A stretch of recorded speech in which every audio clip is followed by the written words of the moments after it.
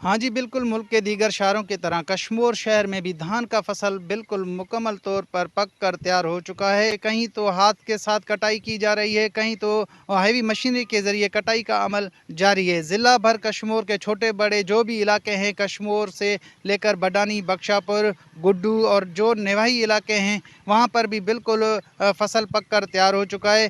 और जब हमारी किसानों के साथ बात हुई तो उनका यही कहना था कि जो धान का फसल पककर तो तैयार हो चुका है, मगर अफ़सोस ये सिर्फ खाली पौधा ही नज़र आ रहा है। इनकी यही वजह है कि यहाँ के जो डीलर हज़रात हैं, इन लोगों ने हमें नकली अद्वियात देकर बीज, खाद, इसके साथ दूसरे दूसरे जो अद्वियात हैं वो दिए हैं, जो हमारे फसल को उन्होंने बड़ा नुकसान दिया है, हमारा फसल ना होने के बराबर है।